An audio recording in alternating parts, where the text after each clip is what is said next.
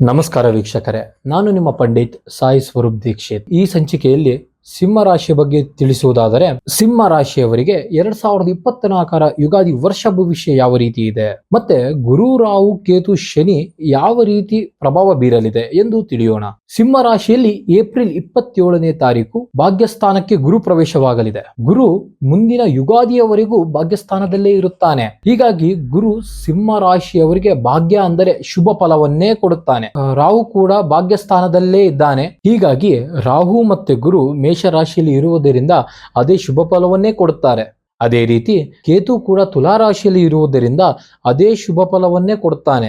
ಶನಿ ಕುಂಭರಾಶಿಯಲ್ಲಿ ಇರುವುದರಿಂದ ಸಪ್ತಮದಲ್ಲಿ ಸಂಚಾರ ಮಾಡುತ್ತಾನೆ. ಇದರಿಂದ ಹಾಗೆ ಸಿಂಹ ರಾಶಿಗೆ ಹಿಂದೆ ಇದ್ದ ಕೆಲ ಸಮಸ್ಯೆಗಳು ದೂರವಾಗುತ್ತವೆ. ಈ ವರ್ಷ ಯುಗಾದಿಗೆ ಗುರು ಹಾಗೂ ಶನಿ ಅತ್ಯಂತ ಶುಭ ಫಲವನ್ನೇ ಸಿಂಹ ರಾಶಿಗೆ ದಯಪಾಲಿಸುತ್ತಾನೆ.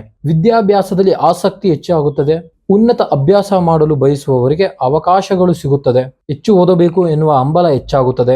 ಓದಿದ್ದು ನೆನಪಲ್ಲಿ ಉಳಿಯುತ್ತದೆ. ಗುರು ಭಾಗ್ಯದಲ್ಲಿ ಇರುವುದರಿಂದ ತುಂಬಾ ಸಹಾಯ ಮಾಡುತ್ತಾನೆ. ಸಂಗೀತ, ಕಲೆ, ನೃತ್ಯ ಯಾವುದೇ ಒಂದು ಕಲೆಯನ್ನು ಕಲಿಯಲು ಬೇಕಾದ ಆಸಕ್ತಿಯನ್ನು ಗುರು ದಯಪಾಲಿಸುತ್ತಾನೆ.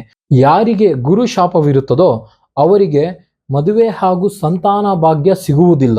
ಜೊತೆಗೆ ಅಂತವರಿಗೆ ಮಕ್ಕಳಿಂದ ಸಮಸ್ಯೆ, ಮಕ್ಕಳಿಂದ ತೊಂದರೆಗಳು ಅನುಭವಿಸುತ್ತಾರೆ. ಆದರೆ ಸಿಂಹ ರಾಶಿಗೆ ಗುರು ಎಲ್ಲಾ ವಿಚಾರದಲ್ಲೂ ಕೂಡ ಶುಭವನ್ನೇ ಕೊಡುತ್ತಾನೆ.